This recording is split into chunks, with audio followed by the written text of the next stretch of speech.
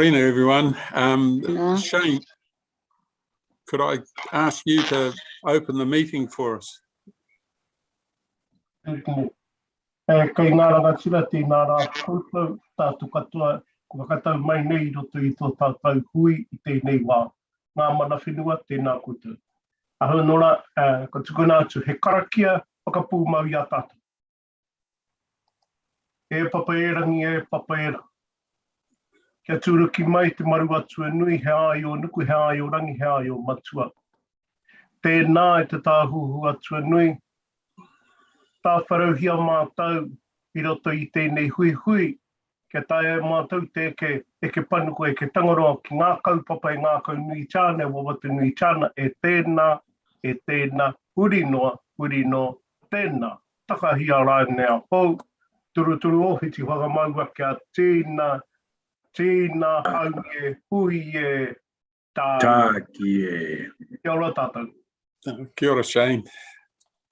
Well, once again, morning, everyone, and welcome to our Christmas meeting, I suppose. It's a shame that we're still all on Zoom, but hopefully next year we'll be able to get back together again. So, but look, very warm welcome to you all. And we're a bit light on the ground, but anyway, we can work our way through the agenda. And the first item is apologies, and I've got one just mentioned before with Bill Harris for lateness, and Graham Webber has apologised. So were there any other apologies that we had?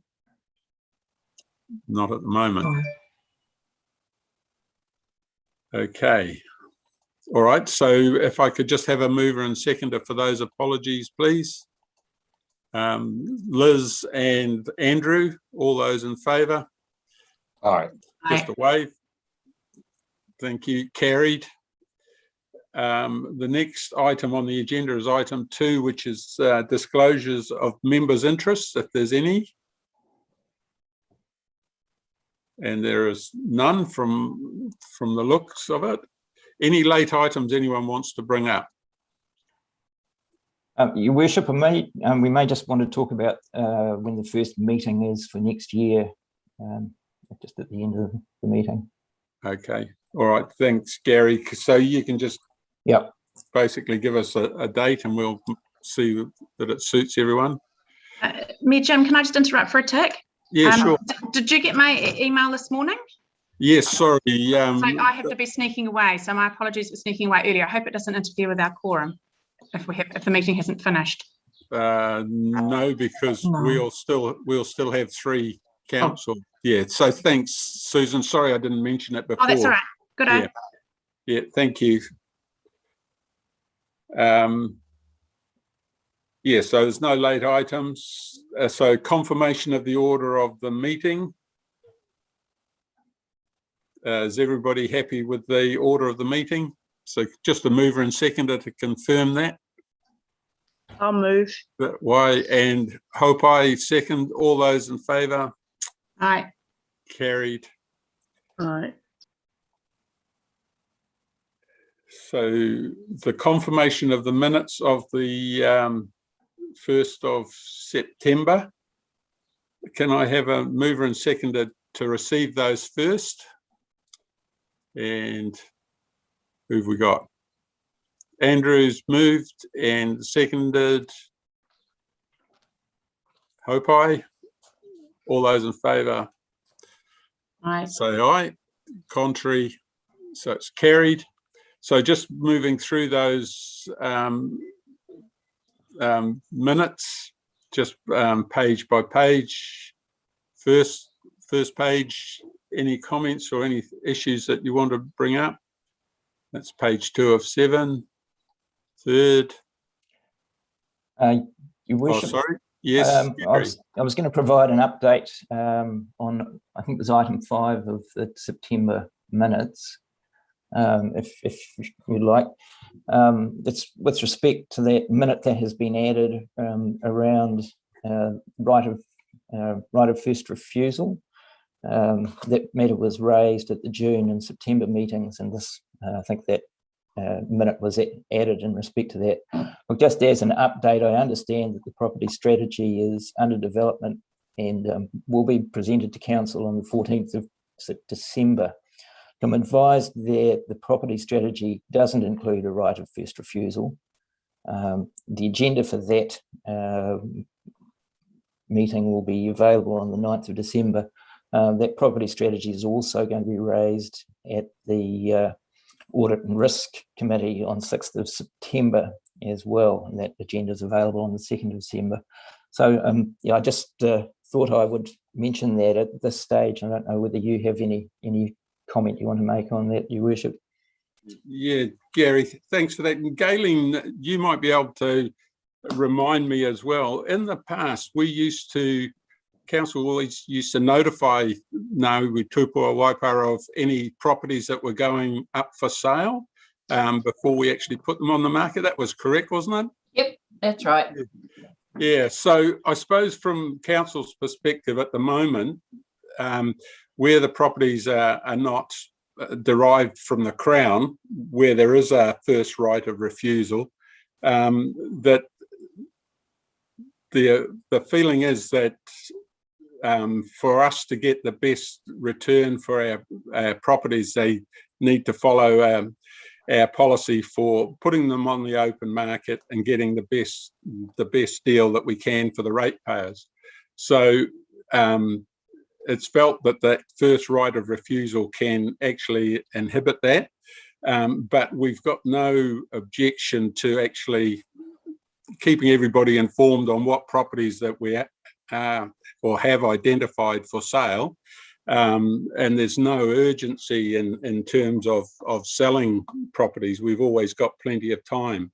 It's not always the case when it's when we're actually purchasing properties, where we've sometimes got to make a quick decision on a purchase to fit in with the vendor's timeline. So look, it's not that we don't want to keep everybody informed, but it's just a matter of just making sure that our policy is fair to everyone. So look, it's still got to go through that formal process, but that's probably where the council's sitting at the moment. But Galen, I'm just wondering whether reinstigating that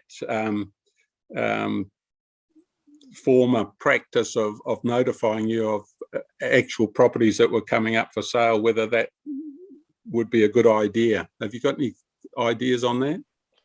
I think that it will be a good idea. It was actually raised by Bill, actually the Te Kānohi reps, because they believe that there could be interest of Māori in those sections. Or in property, just like we've done in the past, because I can remember the same thing occurred then too, when land was available, Māori can engaged. Yeah. Because it's the same with Waikato Tainui, they used to do that with iwi too, under the first rights. So that might be the easiest option to get it back on the table so that you know what's going on. Yeah, that'll be really good. Okay, thanks, Gary.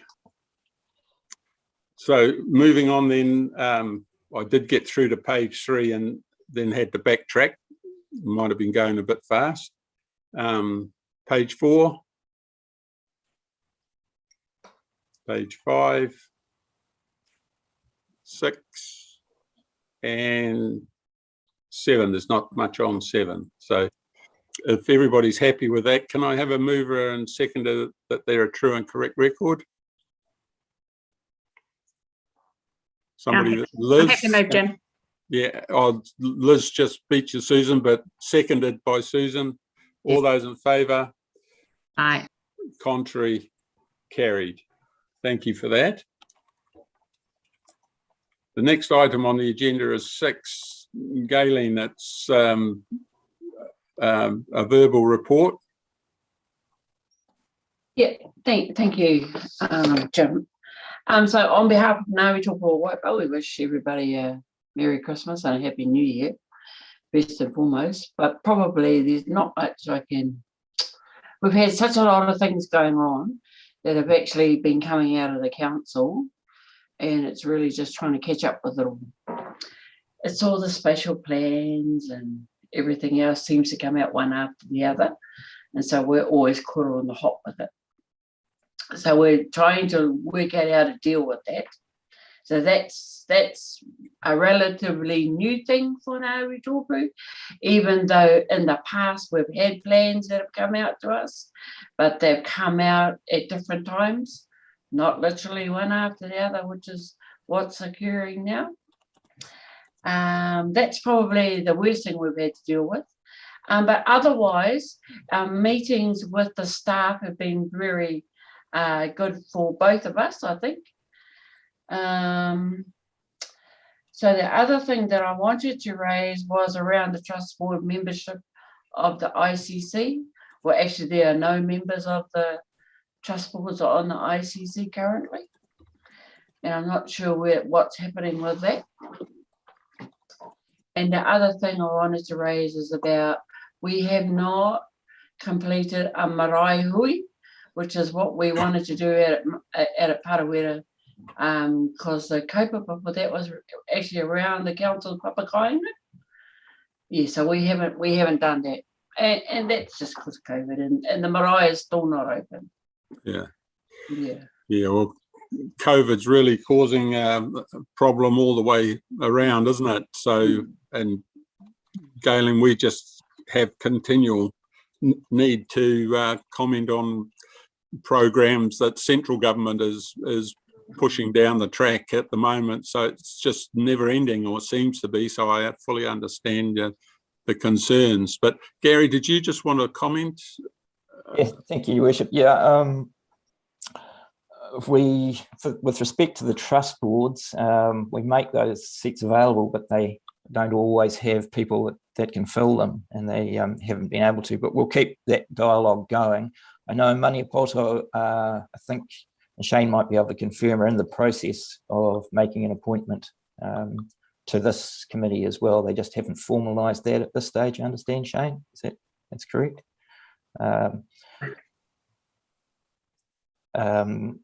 The Waikato Tainui have made some appointments, including Barney Manaia, to their JMA committee. So whether they might want to send one of their JMA committee along as well, I'll discuss with Marae Tukiri as well. Yeah, we haven't heard from Rolkawa in that respect either. But again, we'll remind them of that opportunity.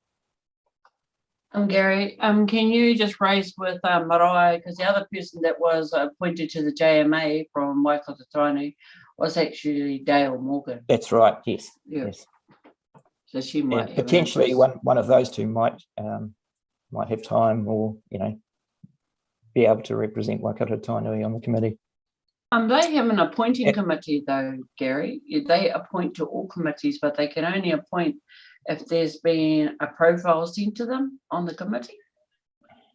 So right. Yeah. Oh, I will just, like I said, I'll make sure that they're well aware that they can send someone through. Right. And just with respect, Galen, to the marae hui, that was where I might have, as the last item, looking at the first meeting for next year, which is scheduled for the first Wednesday in April, but potentially wondered whether there might be an opportunity to have even a workshop or something like that at a marae in late February or early March before the Pokai round starts. Anything is possible. Yeah, as long as COVID stays away. That's right. Depending on what the traffic light looks like at that time. But yeah, but that's a possibility of having a workshop. Yeah, February. I think because there was such a lot of content coming through, April was quite a long time to wait for that. Yes, true. Okay, all right. So, Galen, you're happy to move your report? Yes, thank you. And the seconder to receive it? I'll move that way. Thanks, Guy. So moved and seconded. All those in favour? Contrary? Carried. So item 7, the Water Services Report. Martin, I presume it's going to take us through this. Yep, Marina, for worship. Yeah, apologies from Renee, she's on leave today, so you've got me to present the update. I'll take the report as read and just skim through brief highlights, if you like. So the new water regulator, Tomato ROI, commenced this month last month on the 15th of November. Tomato ROI takes over regulation of drinking water, which was previously done by the Public Health and the District Health Boards. Tomato ROI also has oversight of wastewater and stormwater aspects, although these are likely to be developed within the next 12 months. They'll concentrate on water first. Three Waters reform. So obviously the government have mandated the Three Waters reform, and attached there is a timeline, the proposed timeline from central government, which does propose that the Water Services Entities Bill does get its first reading before Christmas, but I haven't heard of any progress on that to date, and probably leave the mayor or councillors to have any other comment on that. I'll let you get through your report first, Martin, and then. Okay, cool. And then project updates. Wallace Terrace renewals are completed. We completed those this month. The Gorst Avenue renewals are also all complete. The Kiki alternative water supply is going extremely well. All the pipe is in the ground now from TMU2 to Kiki. We're just waiting on the works to the connection around the reservoir site need Heritage New Zealand approval, and we're still waiting for iwi to join us and have their say.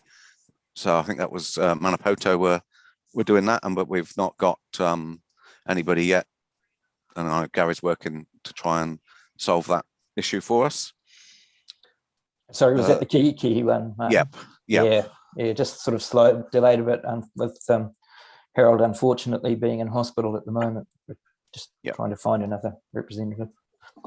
Yeah, but it's becoming slightly time critical for us. But the TMU2 water supply, Pukurimi to Parallel Road, that's complete, and the new treatment plant is operational, and we are supplying treated water over to TMU2 at the moment. There's still the outstanding issue of the PO that's going to be installed at the new site, and again working through them with Ngātupo Waipa, and Gary's continuing those discussions to get that underway. We have got funding for that. The short-term consent for the wastewater treatment plant was still, or the long-term consent now. The short-term consent was issued over a year ago now, and we've got the Kaitaki group and the community liaison group working regularly, and we're really concentrating on what the new long-term consent will look like. So we've got a concept design, and we're planning to lodge the consent third quarter next year for a new consent for that. And the comprehensive stormwater discharge consent, we presented that to Ngātupo Waipa earlier this year to introduce the project and seek advice. So again, we're looking to lodge that by the mid of next year, that consent. And so we have got Julian Williams and Norm Hill working with us. And we're continuing site investigations around the district. But yeah, COVID restrictions have slowed most of that progress down, and we're hoping that we'll be able to get some traction again in the new year. Happy with that, and happy to answer any questions. Thanks, Martin. So look, just before we get on to questions, in terms of the Three Waters reform, whilst the central government have mandated the changes to 4 water entities across the country, a number of councils, and Waipa included in that, are, I was going to say, resisting those changes. We all acknowledge that there is a need to make sure that we've got safe drinking water throughout the country, and a higher standard of waste discharges to make sure that our waterways are not polluted. But there is a real concern about a four waters entity, 22 councils for entity B, which is what Waipa would be part of, and effectively the transfer of assets to the new water entities with no recognition or compensation for the investment that the ratepayers have made for many decades in building up those assets.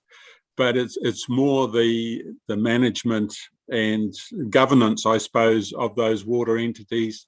The proposal is that the boards or the new entities are controlled by 6 local authority members and 6 iwi members. And there is concern about how much control councils like Waipa would have, being potentially not having anyone influencing the direction of those new water entities.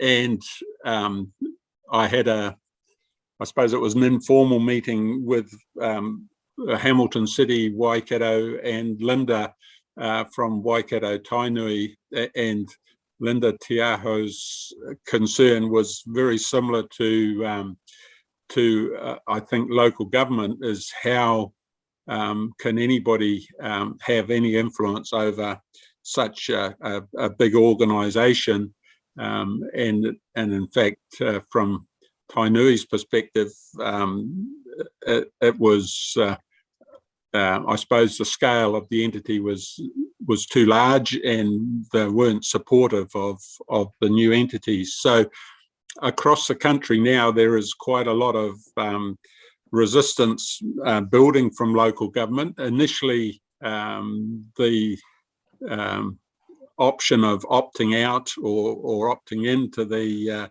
proposal was there, but that was taken away at the last minute. There was no chance for councils to talk to their communities about it. So at the moment, there's 17 councils that have signed up to go back to central government and say, hey, we understand that there's a need to improve water supplies and discharges, both stormwater and sewage across the country, but we don't believe that the model that you've put forward is acceptable to our community and or communities. And I suspect that there will be more councils that actually join that that grouping to try to negotiate with central government to actually pause and to look at a system that would work for us going forward. So although it's been mandated, the bill hasn't still been passed, and there is an opportunity, I hope, to actually negotiate a more realistic option for Waipa. And I suppose, and I stated at a meeting earlier, well, might have even been just yesterday, that my position all the way through has been that if the changes would be in the best interests of Waipa ratepayers who are our electors, then I'd be for it. But I'm still not convinced that it will provide a better service for Waipa or at a cheaper price. So look, I'm fully supportive of the pushback that's coming from local government, but I'd certainly be interested in any comments that you have.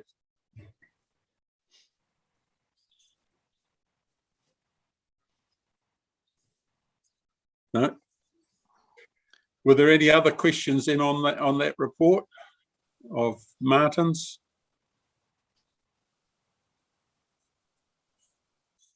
Okay. Nothing. So can I have a mover and seconder for the recommendation to receive the report?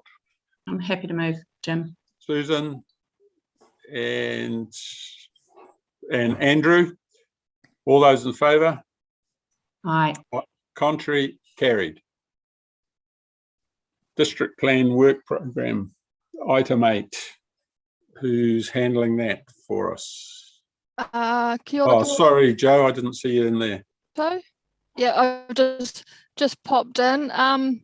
Would like to take the report as read and just talk to a couple of matters. The first one being is you may be aware that the government released its Resource Management Enabling Housing Support and Other Matters Amendment Bill. This has already been discussed with the Strategic Planning and Policy Committee. A submission was drafted and we did present to the Select Committee. So basically the bill will amend the Resource Management Act and will allow in places for up to 3 three-storey houses to be built in what is classified as urban areas. They will be able to be built as a right, so there'll be no need for resource consents as long as you meet certain standards. The government is calling this a medium density residential standard. So if the bill is passed, we will have to basically do a plan change to the district plan and notify at the latest by the 20th of August next year for those changes to occur. Currently, we were working on draft plan change 21 to give effect to the urban density standard set out in the National Policy Statement. So potentially we could do what's required under this Resource Management Bill in conjunction with Plan Change 21. It's a very different concept and it's designed to accelerate, hopefully, the provision of housing and potentially more affordable housing. Whether it's successful remains to be seen. And basically it's a watch this space over the next 6 to 8 months to see what comes out. What else? The other thing is the Select Committee reported back on the new RMA, the Natural and Built Environment Act bill. Essentially a lot of work needs to be done on the bill. A lot of work needs to be done to incorporate the concept of te oranga o te taio into the bill further. It's got to be included now into the purpose of that act. There's further work to be carried out with national iwi and Māori groups to further develop the concept. They want the effectiveness of te oranga o te taio heightened by trying to define it and describing how the new resource management legislation will support the upholding of the concept. The bill is also now required to state that in addition to the relationships that iwi and Māori have with te taio, it needs to be made clear that all New Zealanders have relationships with and responsibilities to look after the natural environment, and consideration needs to be given to Te Mana o Te Waihauraki, which has been introduced in another national policy statement for fresh water, and how that hauraki can be incorporated to be placed within the purpose clause of the new act. So a lot more work to be done. The Select Committee wants a lot more opportunities made available to iwi and Māori to participate more effectively and comprehensively under this piece of legislation. They want the national planning framework to be able to support the principles of Te Tiriti o Waitangi, and they want those principles now to be given effect to as well. So yeah, a lot of work needs to be done. They're still aiming to have all 3 of the acts in some form by the end of 2022. And definitely it'll be a watch this space in the next 12 months, and we'll be reporting back accordingly. Any questions? Thanks, Joe. Were there any questions that the committee had? Yeah, Galen. Yeah, and ain't that going to be a headache? Yeah, sure is. Yeah. Galen, I suppose, well, to everybody really, council is not opposed to intensification of housing as long as it's well thought out and planned, and the infrastructure, not only the pipes and the roads and everything are properly designed, but it's also the playgrounds, the parks and reserves, and those things that are not likely to be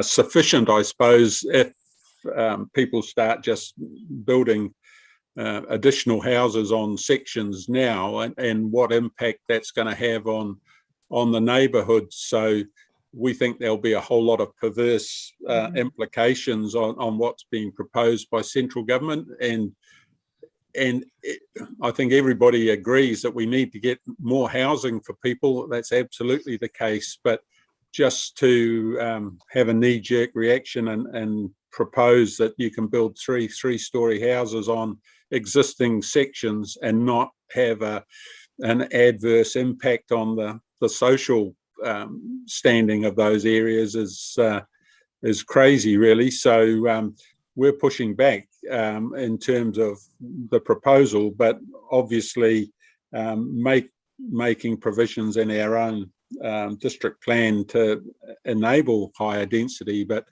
the proposition that there's going to be no car parking required and all of those sorts of things having to take place out on the street is not going to be a sensible proposition. So yeah, it was interesting that local government wasn't consulted on this before it went forward, and yet both National and Labor are supporting the change. So whether we're successful in our submission to the Select Committee or not, I don't know, but it's certainly going to cause a great deal of concern for a lot of our existing residents and ratepayers.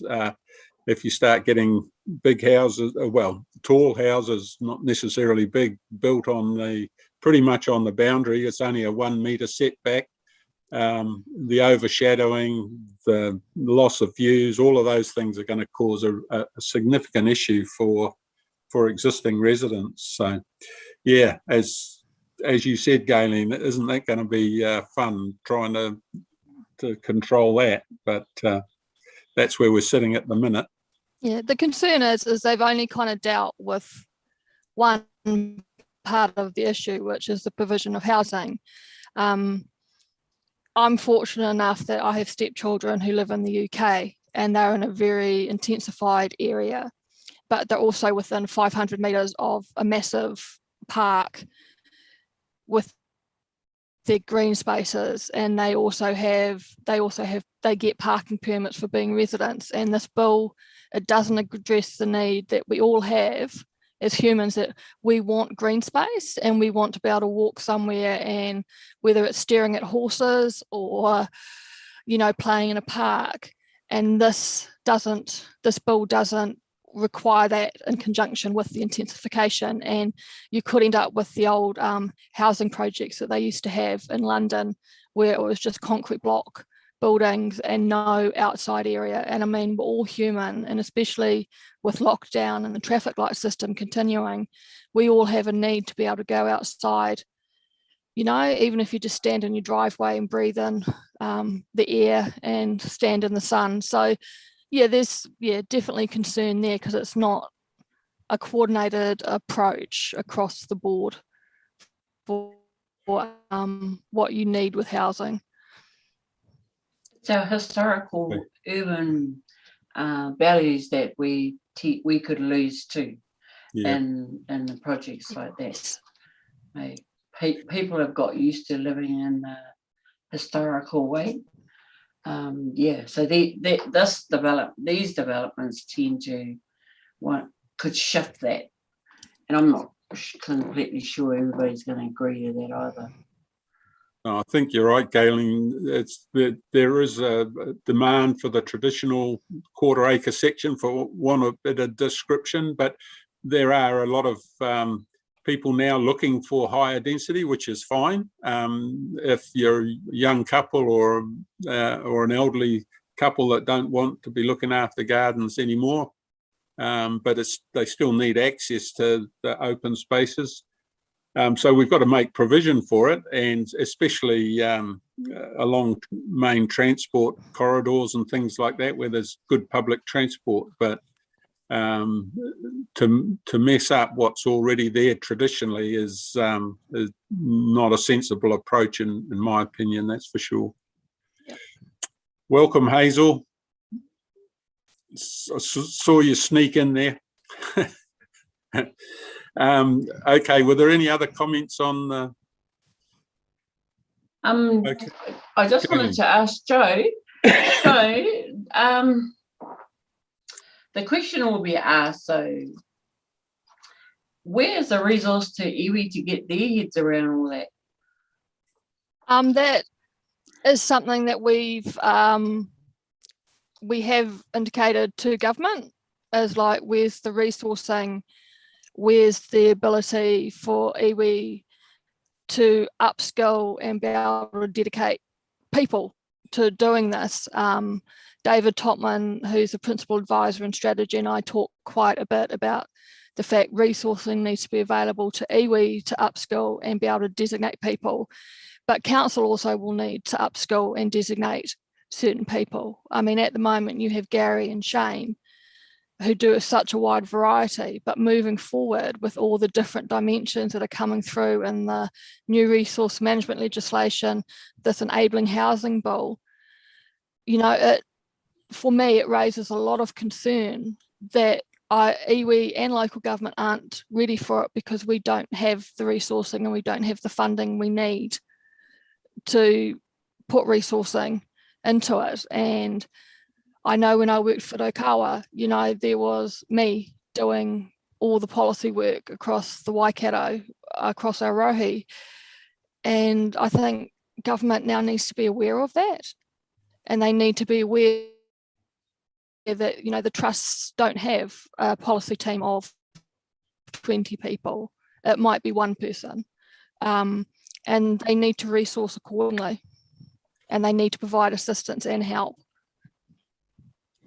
Yeah, and Galen, in this one, I think from a council point of view, we got 3 weeks notice. Even the councillors didn't even get a chance to comment on this. We had to rely on staff pulling a submission together and approving it retrospectively to meet the Crown's deadlines. So we're certainly getting pushed, yep, and from a timing point of view as well. Okay. Yes. Okay.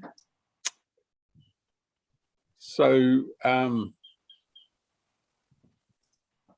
we've got a recommendation there to receive the information. Has everyone had a satisfied? There's no other questions. Can I have a mover and seconder to receive the information?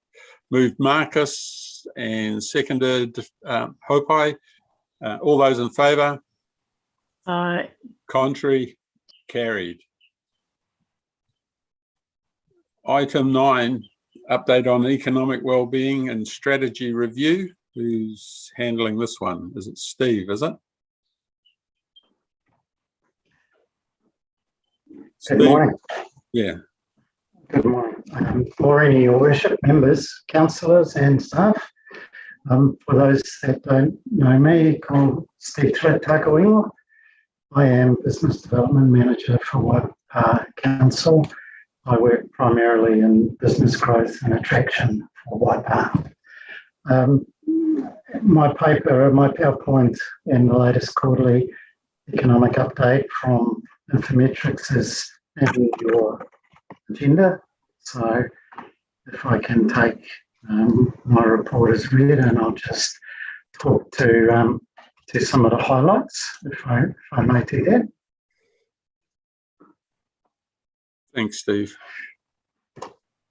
Just share my screen. Is that okay? Can you see a PowerPoint? Yep. Just need to maximize it. That's it.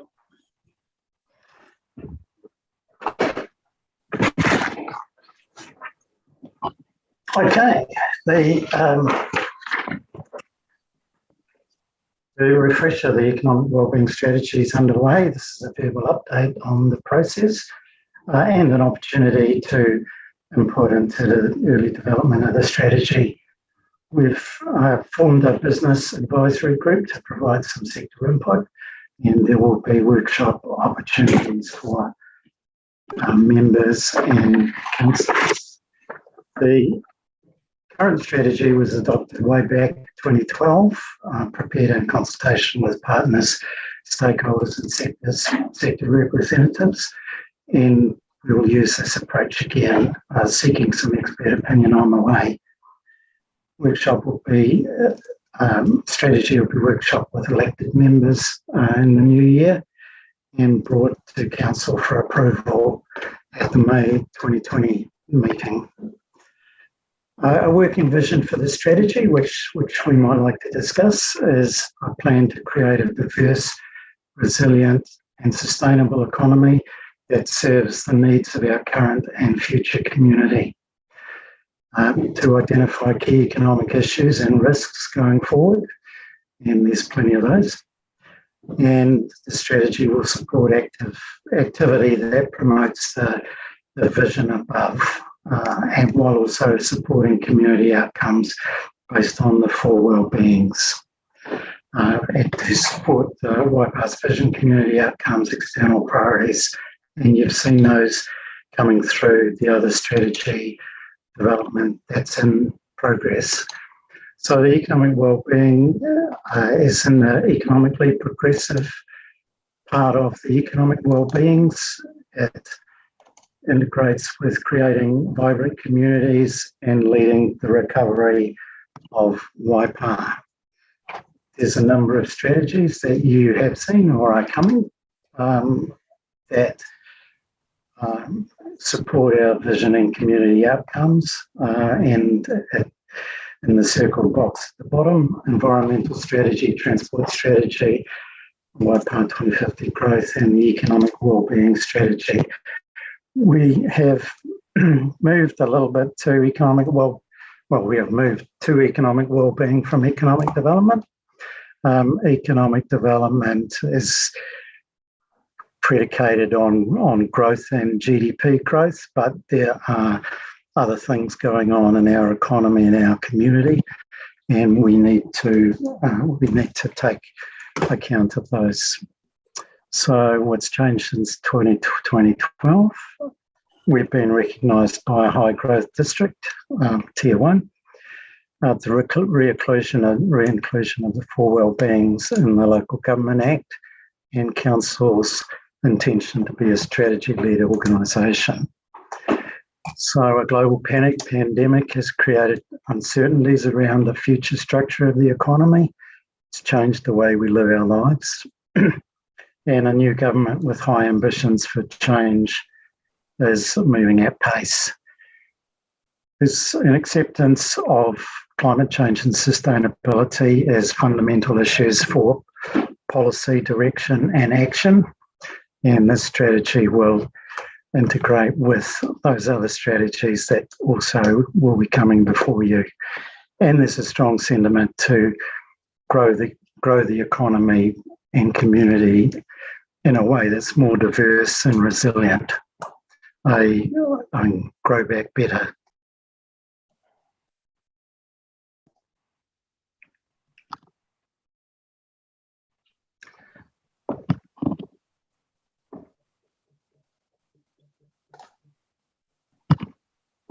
So the original strategy had their 7 key theme areas: business growth and attraction, tourism, high performance sport, information technology, sustainable agriculture, agri-tech, aviation, education, youth employment. So these may come across to the new strategy. They may be supplemented or augmented, and there may well be new action plans around those 7 original outcome areas.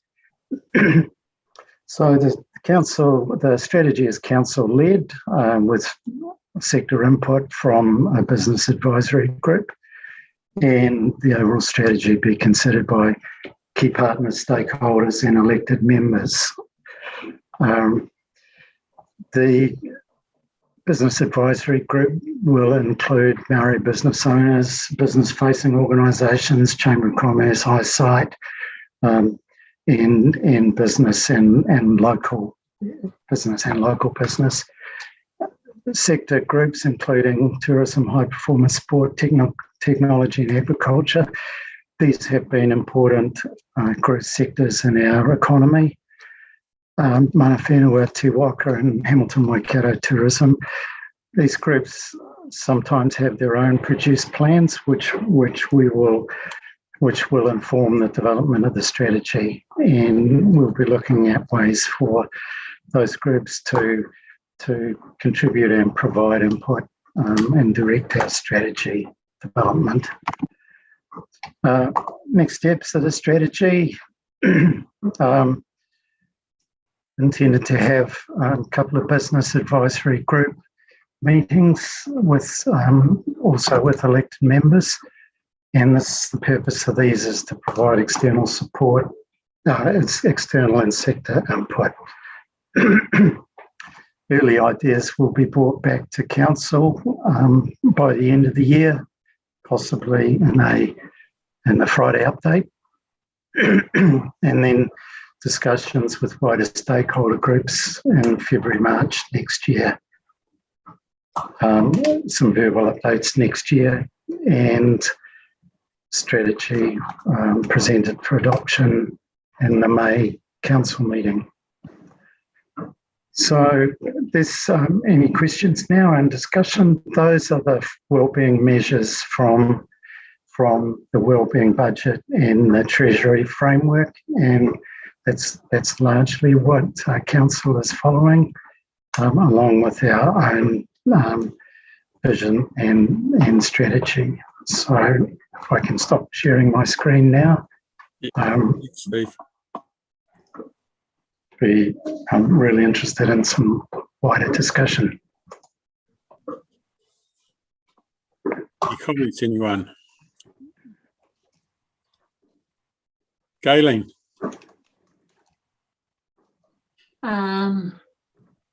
Where do I start? I had a look at the email that I got about that plan. So I as a iwi member, found that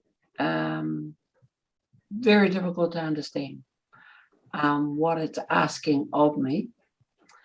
So as a person who is mandated to speak on behalf of a grouping of people, I would probably not participate in it, mainly because I have no idea what it's asking me.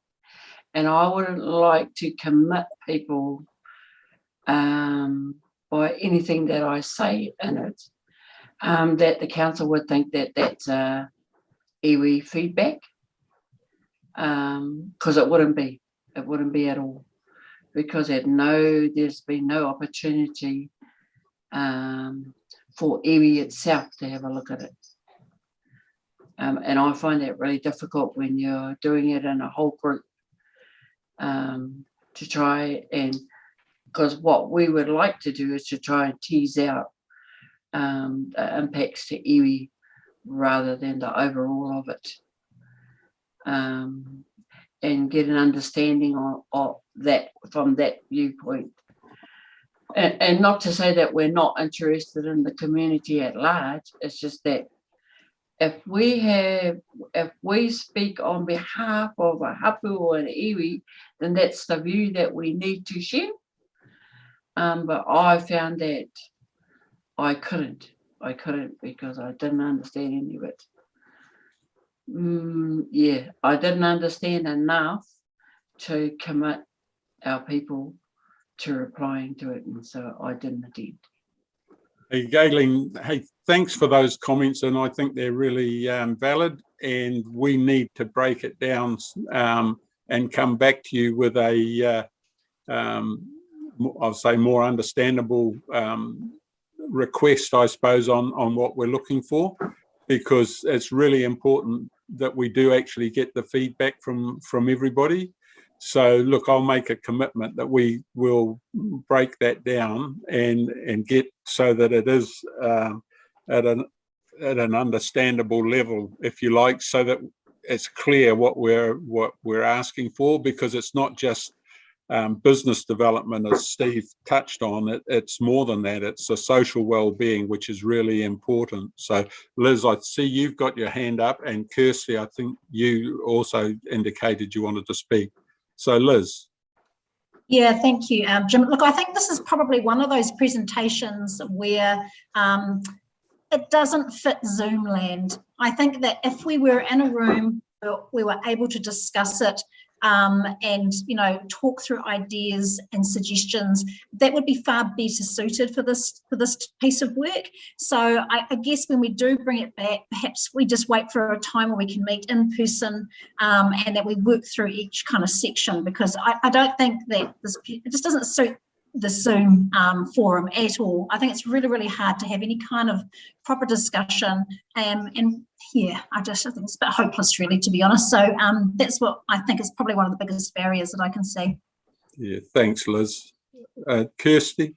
Thank you, Your Worship. Just to, I guess, affirm that sentiment from Liz. I think also just to bear in mind that this is really, I guess, the start of the process in terms of re-looking at the economic strategy that we've had since 2012, but also to highlight that we've got a number of other work streams underway. And Galen, you referred to all of this work coming out of council.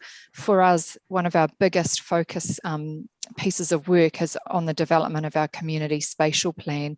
And this actually, I guess, feeds into and is informed by that. So we're doing a lot of work engaging with mana whenua and iwi as we develop the community spatial plan, working alongside to hear from mana whenua iwi as to what aspirations are, and that covers off the full spectrum, you know, environmental, cultural, social, economic included. So that work will also dovetail into this, but absolutely agree with Liz that hopefully in the new year we'll be able to meet face to face and have some more interactive discussion. Yep, thank you. Thanks for your comments, Galen. I think we're all feeling a bit overwhelmed with some of the stuff at the moment, to be fair. Okay. Any other comments, discussion? Kia ora, welcome, Bill. Yes, sorry, my apologies for lateness. No, that's all right. We received it. Yeah, I did proof this document and did have a few questions that may have already been answered, but No. Is it okay to? Yeah, go for it. Go for it. Okay, so yeah, and I think I picked up on the end of Kirsty's there about how all of these plans are dovetailing into another, but you do wonder, you know, about the organic nature of the plans. You know, none of the plans 10 years ago would have had a pandemic in the middle of them. So, you know, how organic can we make these plans to be able to pick up on what is an ever-changing situation globally in terms of health? So that's one comment I had in there. And there was the key one there was about the business advisory group. Is Māori on that? How is Māori to be represented on that? And is it potential Māori businesses are also on that advisory group? So I guess my first question is whether Māori are on it or not, and second one is it potential Māori businesses or just present Māori businesses?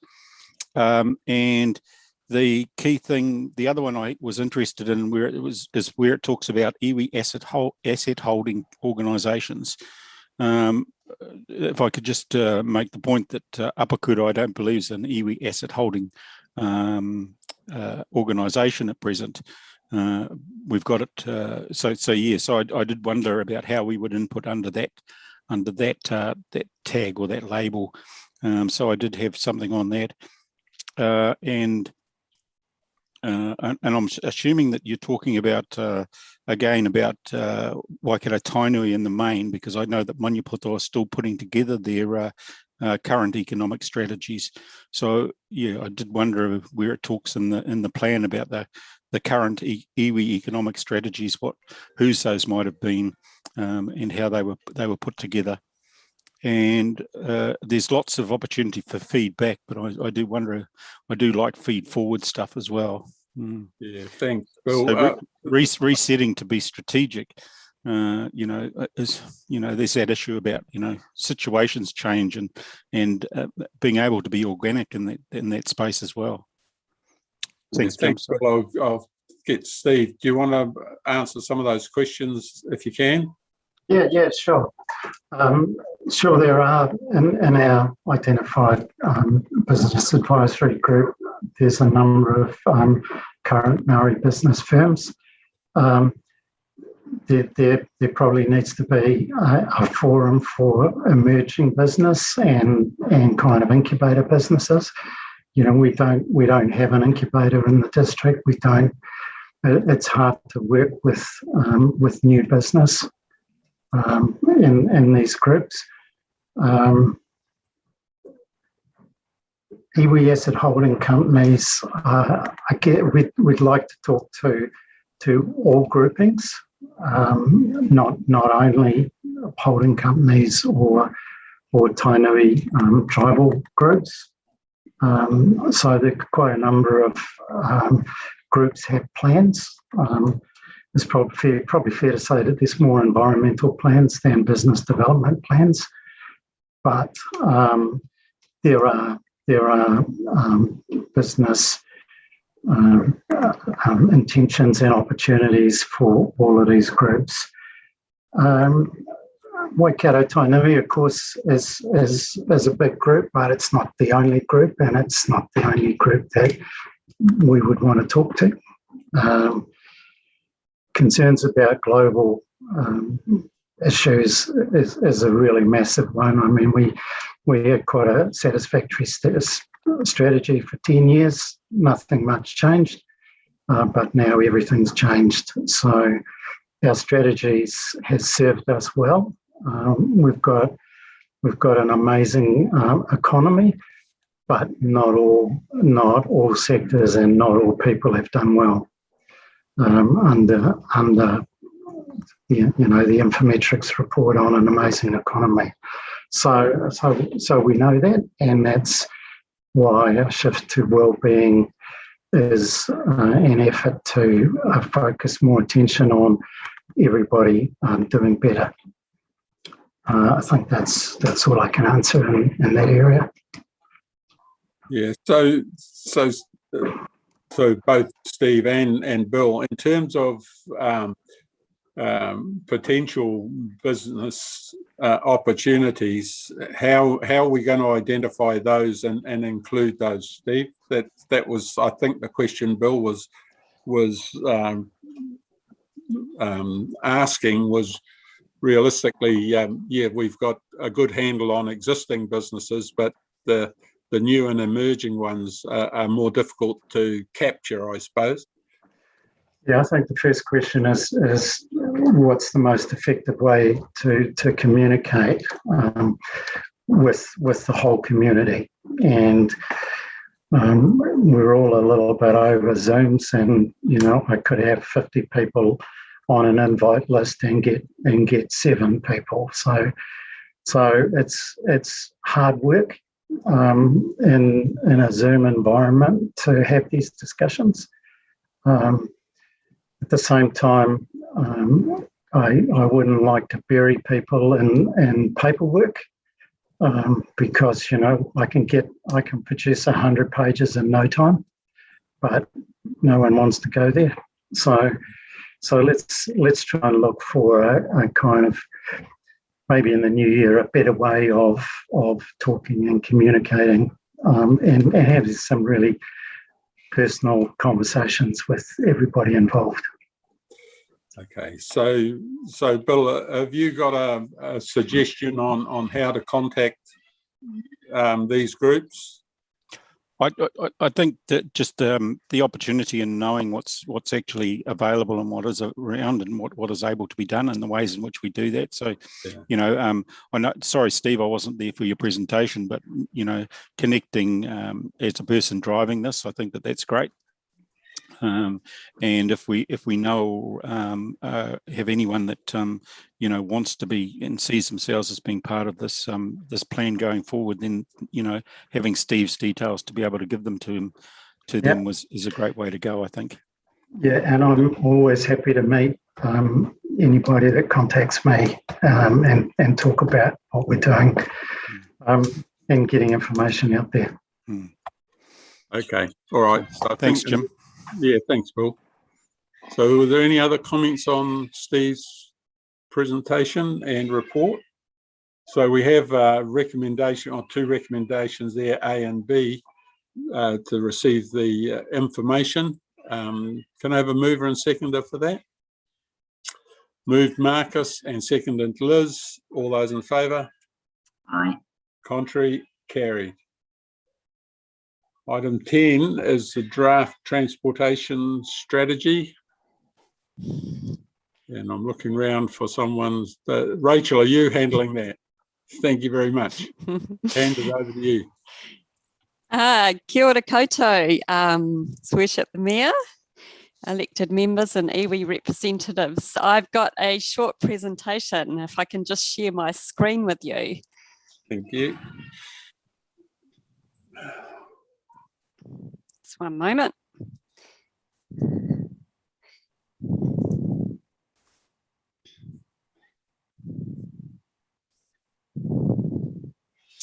Okay, thank you. Thank you very much for the opportunity to speak to you about the transport strategy.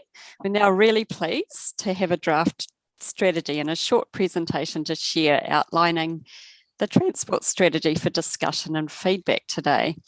I have to apologise to the Ngā Iwi Taupu representatives at the meeting last week, as I wasn't quite able to finish the presentation due to internet problems. So hopefully we'll be able to complete it all today. So the draft strategy is an update from the 2010 strategy in line with current policy, growth and community outcomes, provides a long-term view for transport projects through identifying transport issues and areas for focus, objectives and actions for the future. The strategy also considers how we might actually move around in the future with technology changes, transport modes changing, etc., electric vehicles coming on board, those sort of things. So the project phases, there were 5 key phases to this project. The project kicked off with a review of the previous strategy that was developed in 2010, which showed a number of completed transport projects, such as the new Cambridge section of the Waikato Expressway, Te Awa Cycleway from Lake Kaurapero to the Avantidrome, Cambridge and Poronga town concept plans, a new regional passenger transport plan, and a number of safety improvements, speed limits around schools, speed limit bylaw, and more cycleways, such as the newly opened or newly developed Hamilton Road cycleway. Through the information gathering phase, we reviewed a number of policies and strategies that I'll talk to you about on the next slide. We also pulled together crash data, census data, household and employment data, and we ran the Waikato Regional Transport Model to understand what the traffic might look like in the future. We had 2 workshops with stakeholders and attended Ngā Iwi Taupu Hui in April, May, July, and recently in November last week. Workshops were also held with the elected members of the Council for the Transport Strategy. This is a slide of the policies that we have to consider for the transport strategy. Things have changed in the last few years, and there's been more of a focus on providing more transport options and our response to climate change. And that's been led by things like the government policy statement on land transport. I probably won't read through all of those national documents, but importantly, probably the most important one is the government policy statement, that because our transport projects have to align with that strategy and the priorities of safety, road safety, better travel options, improving freight connections, and climate change. Regionally, we have the Waikato Regional Land Transport Plan, that's the RLTP, and our transport strategy has to align with that document. That's about the regional priorities for funding for transport projects. At our district level, the strategy aligns with the Council's community outcomes, such as creating vibrant communities and preparing for climate change. Two key priorities where the transport strategy can help with.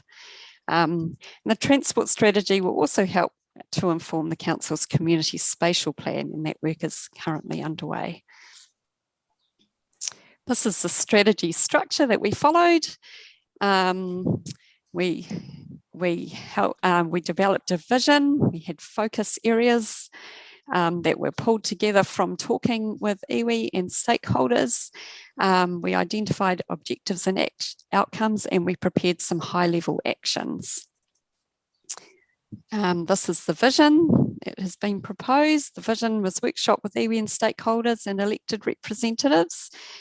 And we came up with the words, people in freight and Waipa have access to an integrated, safe, sustainable transport system that provides a range of travel choices.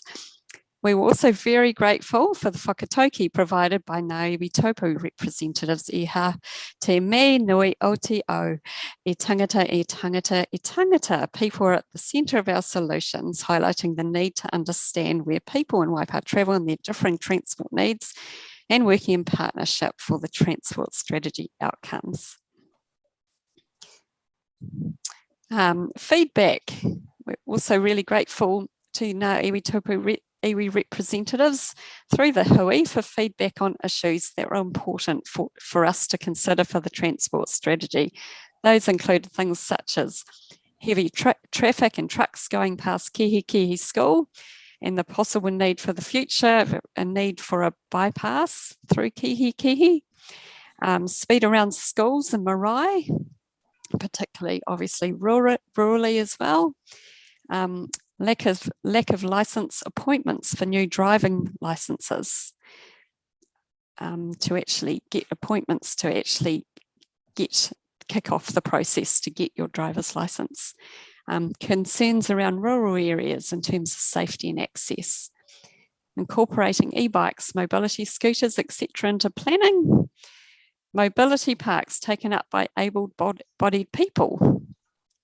And that was actually raised also through the CCS disability people as well, obviously.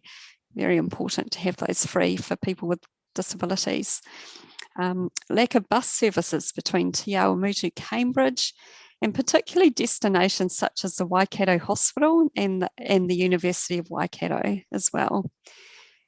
Possible future train connections linking Te Awamutu, Cambridge, Hamilton and regionally, and trucks down the main street and safety concerns.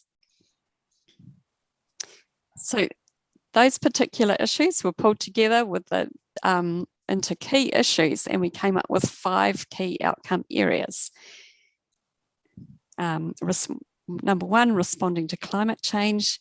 Number 2, supporting growth, economic development and regional connections. 3, making our roads safer for all users. 4, access and mobility. And 5, embracing technology. So we just talk briefly about our priority action areas. Responding to climate change, that's a big thing for transport in terms of reducing our transport emissions and working towards zero carbon emissions to 2050. and that's in terms of focusing on emissions reduction plan and taking steps to ensure transportation targets are met. We can do that by reducing greenhouse gases, reducing travel, more electric vehicles going around our district, prioritising walking, cycling and public transport to encourage mode shift, to reduce transport emissions. And another big thing is to ensure we continue to monitor the network to ensure its resilience to natural hazards and extreme weather events, and ensure those key routes throughout to our communities are kept well managed in terms of if there were natural hazards and extreme weather events. The next one is about supporting growth, economic development and regional connections. And that's using a tool called the One Network Framework to prioritise how we move around the district, how we prioritise our freight routes, how we prioritise routes for cycling, people spaces over private vehicles, those sort of things. Continue with our integrated planning, promoting higher and mixed use densities and multimodal transport options. The multimodal means things like including walking, cycling, buses, other ways to get around our district and our towns. Continuing to work regionally through the Regional Land Transport Program, Future Proof, the Hamilton Metro Spatial Plan and road safety work, which we do a lot of work with other partners across the region. Progressing with the Te Awamutu Western Arterials project, and that's to review the designation for the Western Arterial and look at how we can actually improve other outcomes for Te Awamutu as well. And finally, the Cambridge Transport Network and safety improvements, looking at our traffic in Cambridge, looking at our routes across the Waikato River, our bridges, and how we can make future improvements for the future. Road safety continues to be a big issue in the district and the region and also nationally. So we would be looking at continuing to roll out the Road to Zero vision. And it's quite a strong vision in terms of in New Zealand where no one is killed or seriously injured in road crashes. And that's a continued focus on safe roads for all users, including pedestrians and cyclists. Safe speeds through engineering for lower speeds, continuing to look at our speed limits, looking at improvements around schools, rural schools, marae, etc., in terms of safety improvements there. Rolling out our safe urban mobility networks, that's our separated paths away from traffic, and there's a whole program being completed, particularly focused on our bigger towns of Cambridge and Te Awamutu to roll out those networks. Ensuring we provide high quality bus stop facilities to improve safety and security, making sure there's good surveillance, good facilities for people to encourage people to use buses in our district and regionally, and our continued focus on community road safety programs. Exceso mobility. This is my son on the Hamilton Road Cycleway, embracing the recreational biking revolution. There's a lot more. We know there's a lot more people recreationally biking. Our challenge is to try and encourage people to bike more to workplaces and schools, and we can do that through our urban mobility networks in terms of providing safe facilities for them to get to those destinations, and providing facilities there for making sure we can get their bikes locked safely, and etc. etc. The need to grow public transport patronage, and that's through the regional passenger transport work, but also the Hamilton Metro Spatial Plan work, which is looking at improving connections between Te Awamutu and Hamilton and Cambridge and Hamilton in terms of making faster connections. We can also encourage local buses to support those connections as well. And also exploring rural transport options and enhanced services for transport disadvantaged people. That's things like total mobility services, services for people with disabilities, etc.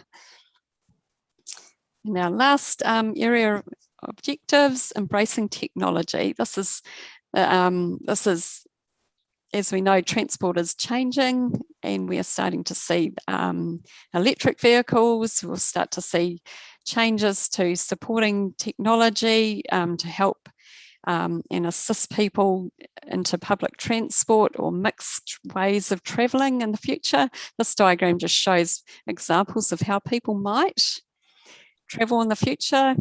For short distances, people might, if they're able to, use bikes and scooters. This is particularly in our town areas.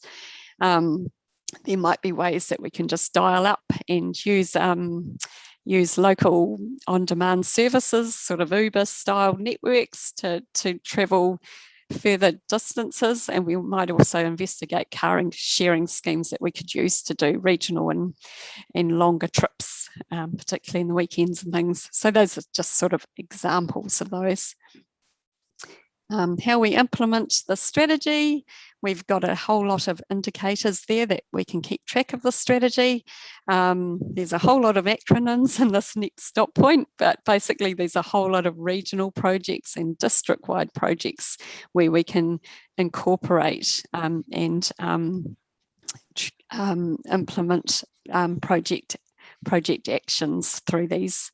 Such things as also working with within the community spatial plan in the district, the asset management plan and the district plan are key ways that we can influence and put our actions into the transport strategy. Also through encouraging good design and measures to encourage mode shift. And that's looking at our parking management, other things that we can do, enhancing travel and encouraging travel behaviour, programs as well. So our next steps, we've completed the draft strategy, which you'll have a copy within the agenda. We're in the engagement side of things. We are looking at early next year, subject to endorsement at council next week, of going out to public consultation early in the new year with the adoption of the strategy soon after that. And that's all. Thank you, and questions and feedback. Okay, can you get rid of the picture of a now missing Tiamuru railway station? I certainly can, Mayor. Jim, Mayor Jim. Yeah, it's going backwards. We're going to have to build a new one by the looks of things.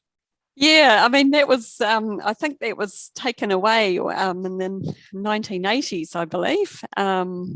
Yeah, but the platform is obviously still there, and that will be looked at through various work streams in the future.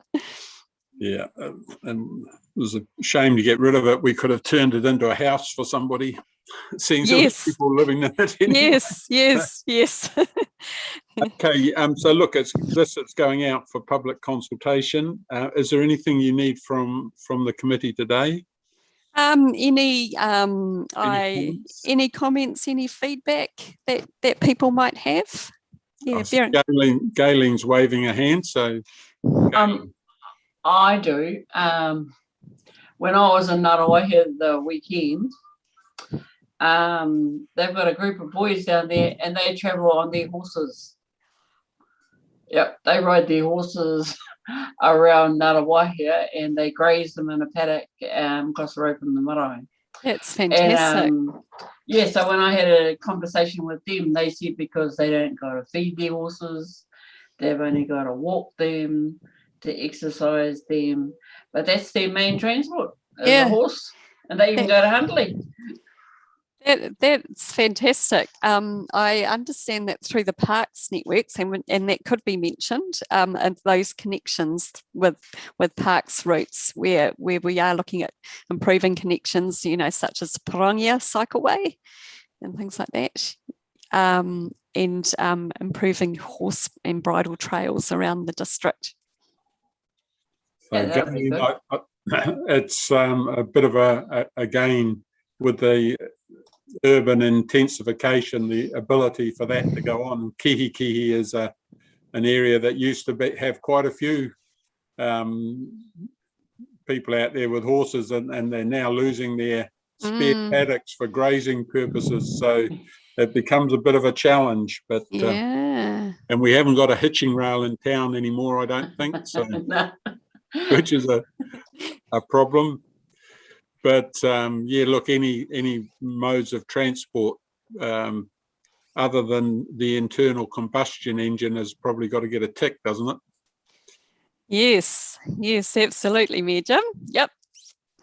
There's quite a good iron rail outside the RSA, Jim.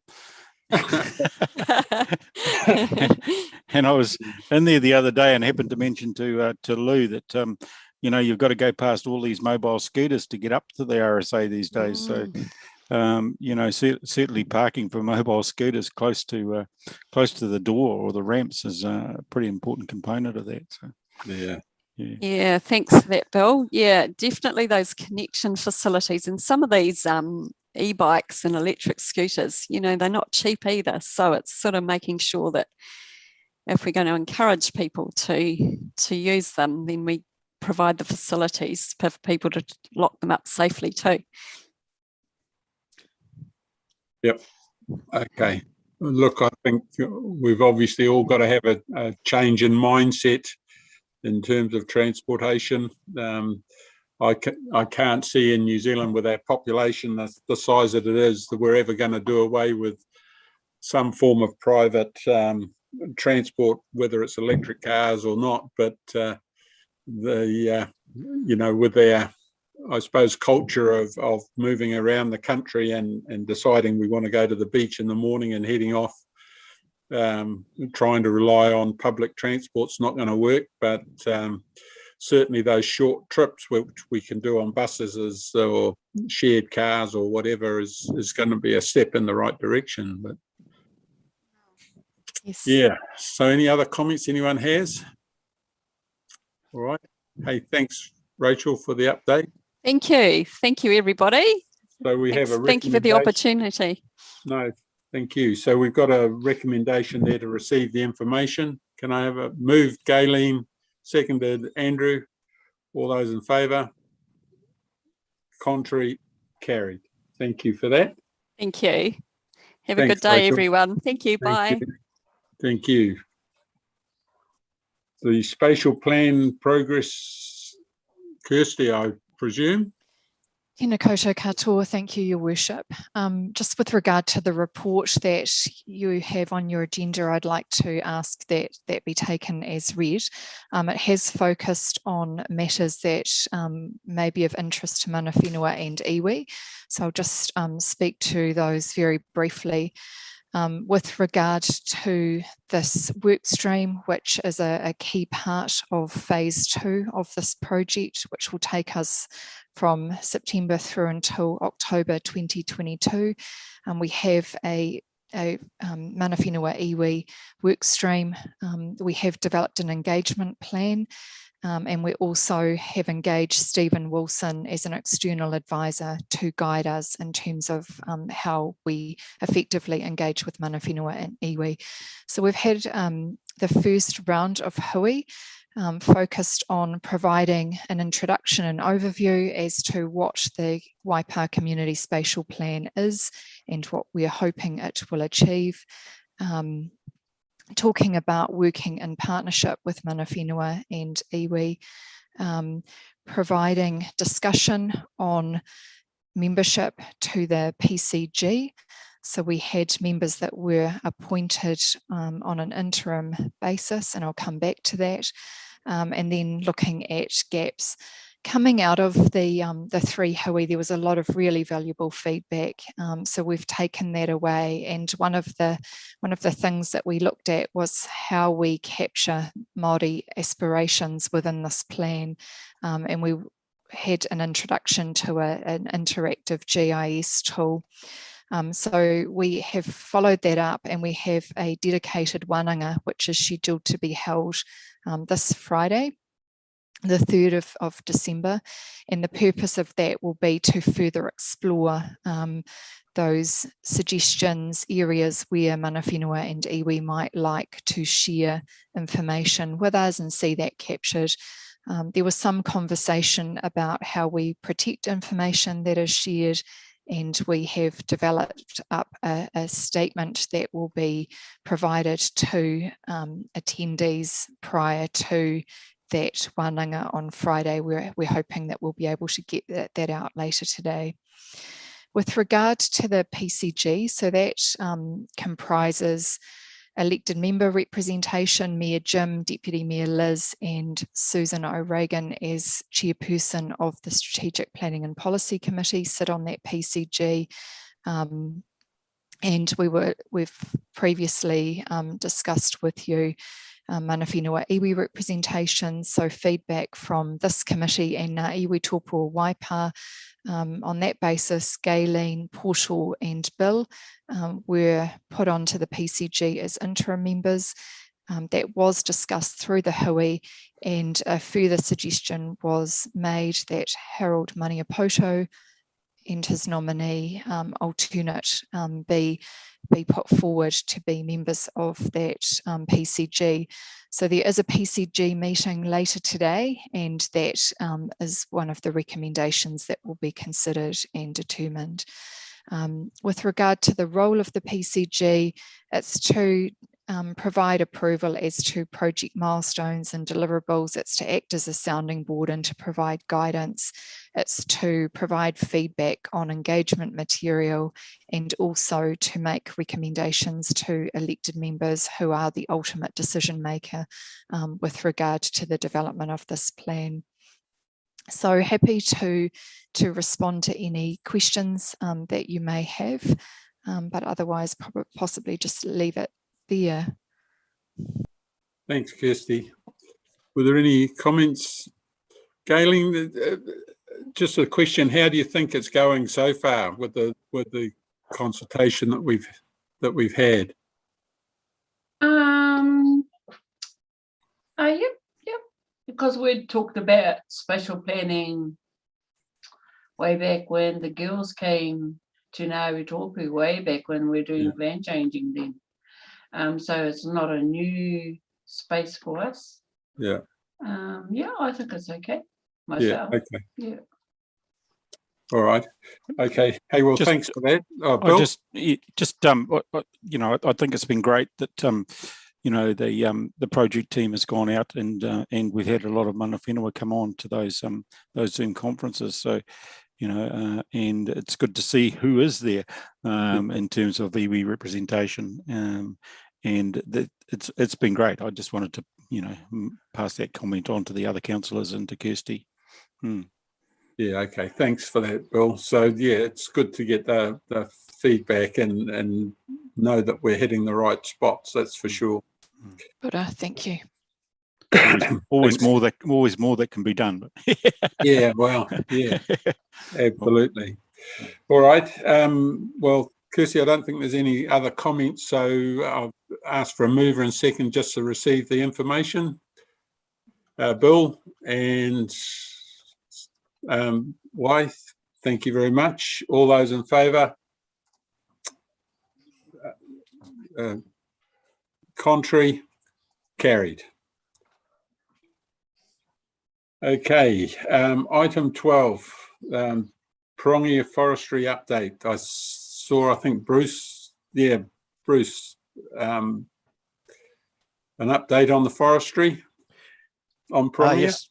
Yep, kia ora koutou. It's not for the people who don't know me. My name is Bruce Nuns. I'm the property manager for Waipa District Council. I've been in the role for about 6 months now. Today I'm going to give you a brief update on our plans to harvest part of the Parongia forest and some of the consultation we're planning for the replanting in 2023. So I'll just share my screen.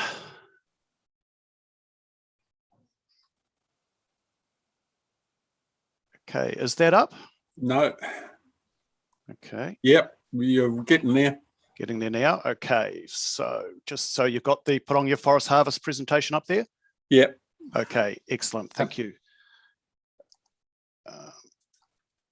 Just noticed Hopai didn't appear to be on her screen there. She is, I just thought she might be one of the ones most interested in this, but.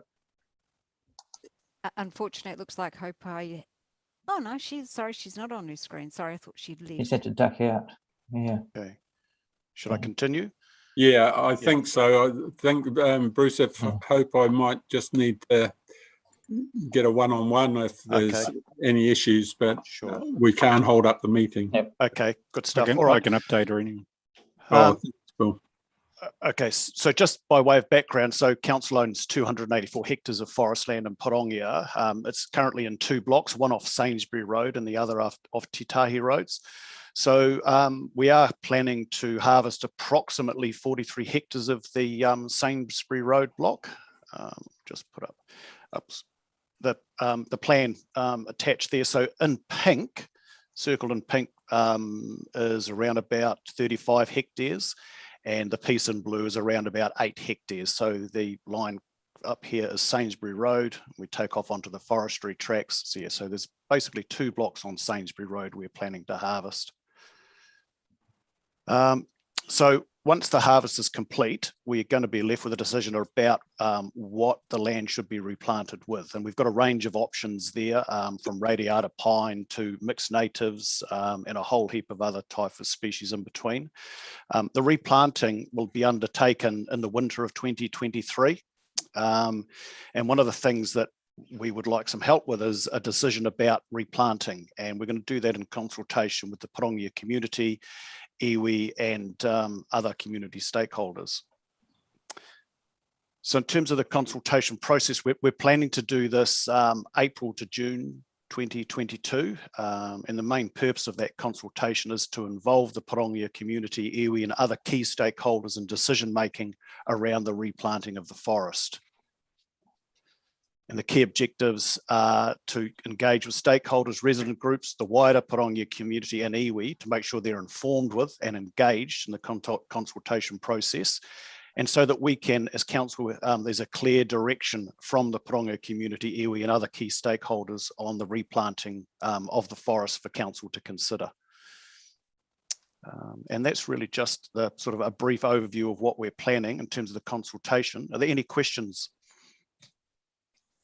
Yeah, Bruce, in terms of replanting, maybe if you can get rid of the big question mark I've got on my screen. Yep. So we can see everybody that's talking. But just in terms of replanting with indigenous or native vegetation, is that possible to have a really long-term view and to replant with species that are suitable for harvest later on, and it might be 200 or 300 years out, but rather than a quick return pinus block? Yeah, so there's a whole range of options in there in terms of what we would replant with, and it could be mixed natives, for example. There's manuka, and there's kind of the whole, Douglas fir, cypress. So there's a whole range of species. Douglas fir, for example, is another sort of production forest, but things like mixed natives have a very long-term view to them.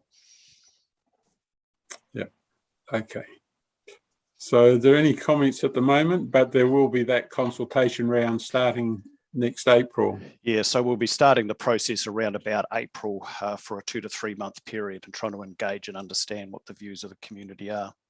So I would imagine that certainly along the stream edges and things would be replanted with a mixed native, so that there wasn't an intent to ever harvest that again to protect the waterway. Would that be fair comment? Yep, potentially that's something that could be considered as well. Yeah, so all of those sorts of things are sort of the sort of what we need. We're looking for feedback on, because there are a couple of streams there, and they are planted quite closely with radiata pine at the moment, and we could actually have a buffer zone all around those. Yeah. Yep.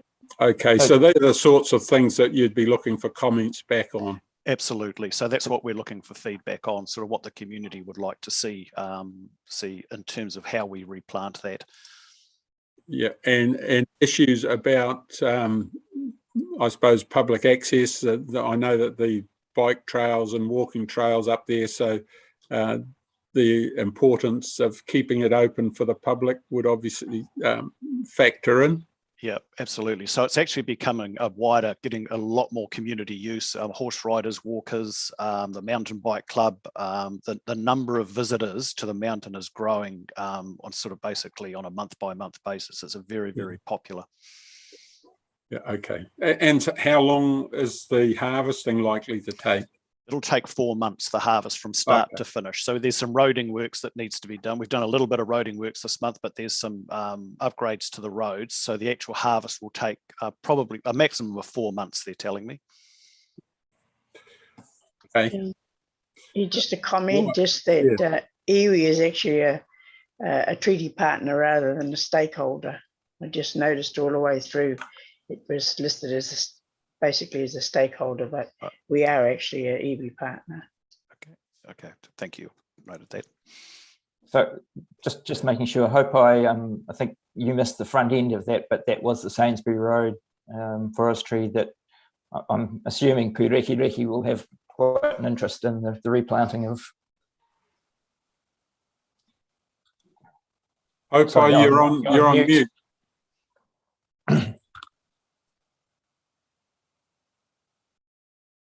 Unmute. Yep. Thank you. Unfortunately, the phone went and it was marae business, so I had to attend to it. And yes, we're very interested in the Sainsbury Reserve area. I know I had one member of Parongia Public talking about the possibility of an urupa. There must be a term for it. I've just forgotten what it is now. In that area, but of course there was a bit of friction between people that was supporting that idea and the mountain bike people. So, but however, we do get some feedback on those that do use it.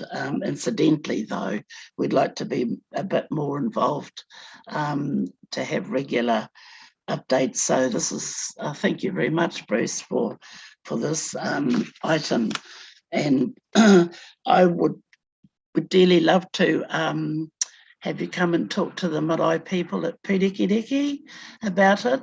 I could provide them with an intro first, because our first meeting of the year, well, we've actually got one in December in 2 weeks' time, so I'll bring it up there, and then we can make a time to have you come along and talk to the marae people in February, which will be our first meeting of next year.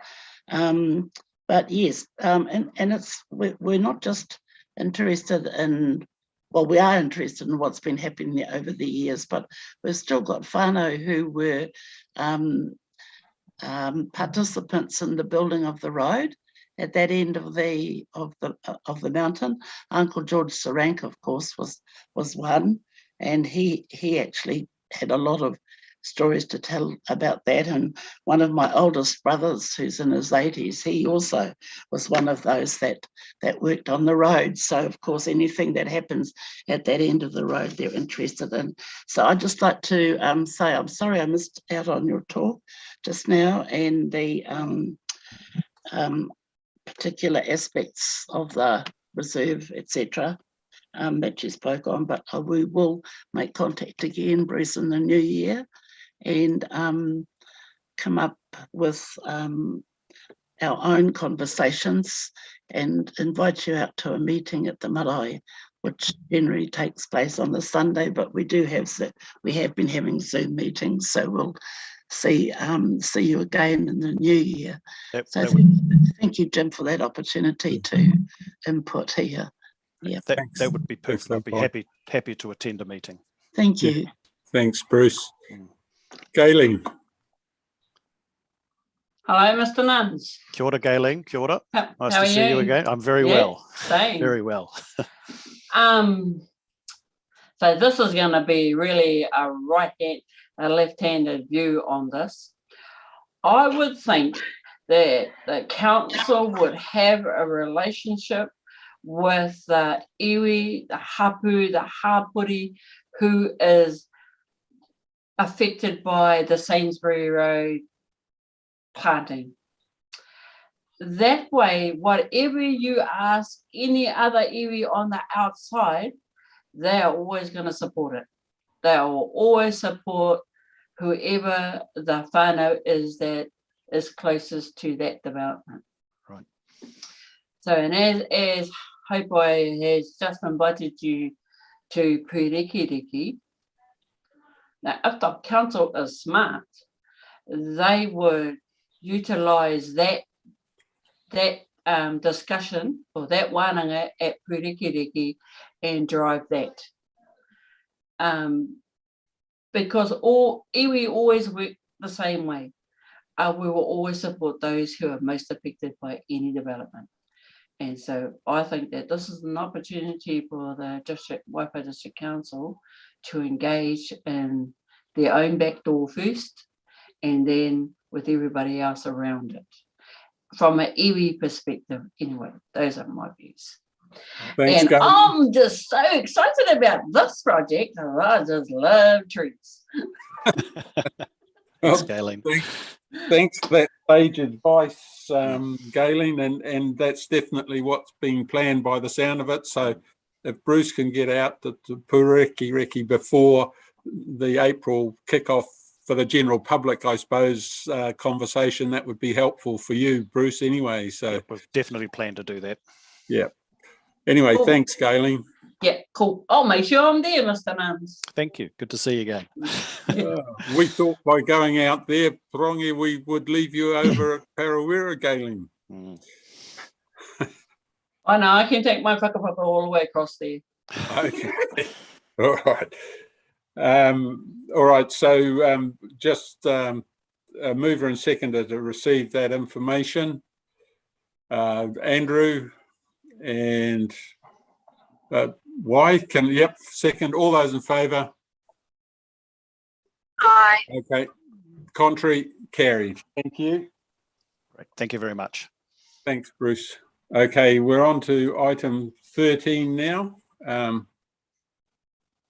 Dogs on Puku. Gary, were you giving us an update? Just on Carl's behalf, just a quick update. This is pretty much a standing item now until we get it resolved. So with COVID, you remember we were kind of attacking this two different ways. First of all, there were discussions with DOC around potentially running the council reserve and under DOC rules, essentially. So those with COVID, those conversations seem to have slowed down with DOC, and we haven't really heard anything back from them at this stage. Also aware that Ngāti Unu haven't heard anything back from them as well. So at the moment, that tranche of, or that that tranche has kind of stalled. We've also lost Anna McElray and Taufik as well, so we're a bit short in the reserves planning area.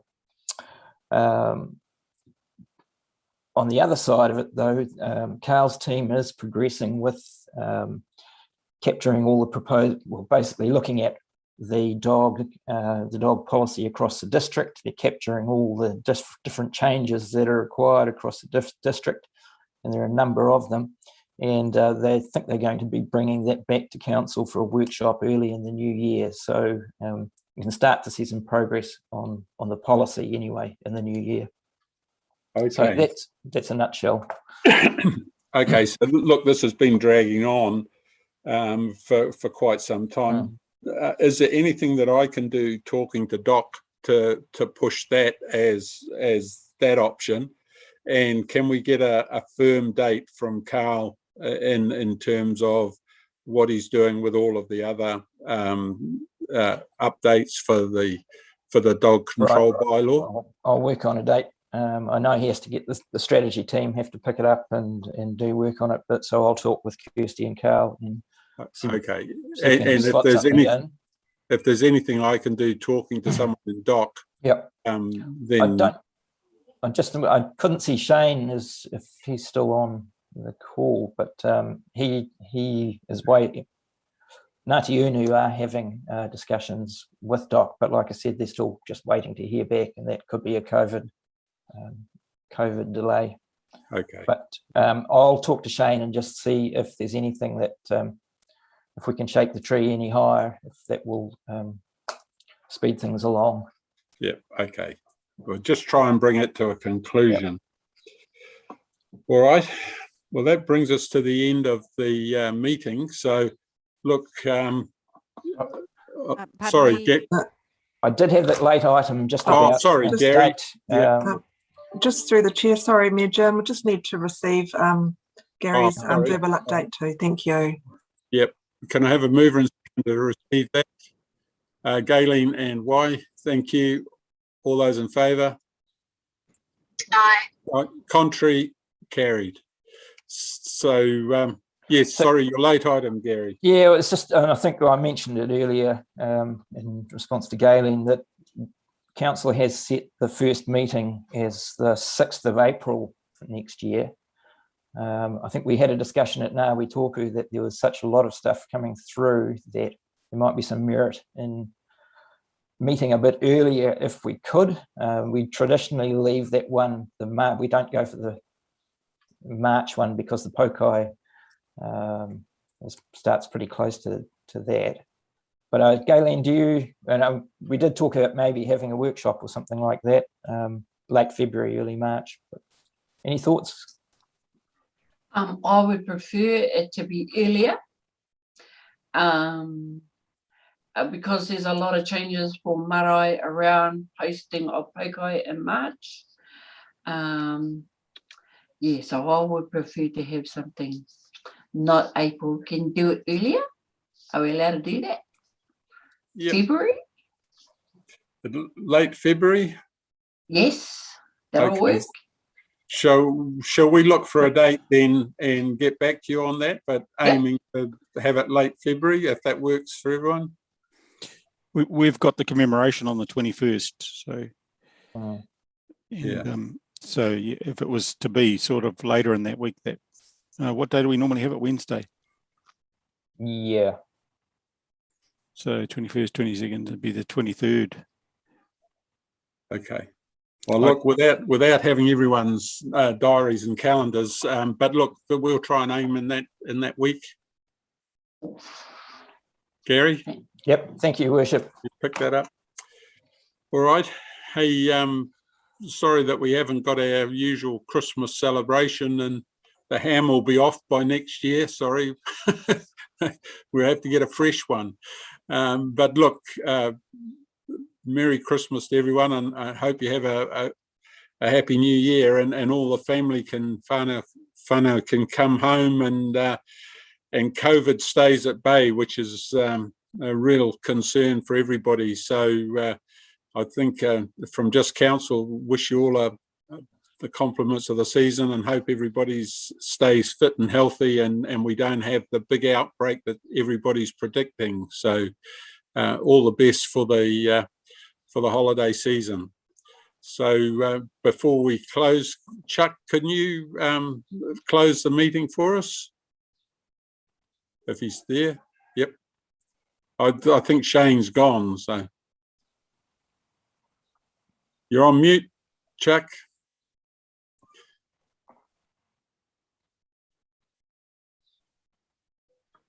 Kia ora te koro mātua Jim, tēnā koe. Kua hui mai nei tātou I tēnei wā. Te mahi māku hei whakakapi tō tātou hui. He noi ko tēnei. Te pau hihiri, te pau rārama, te pau o te whakaro, te pau o te tangata, te pau o te aroha. Ko ēnei nā pau here nei ia tātou, nō reira mauri ora kia tātou, haumi hui tā ki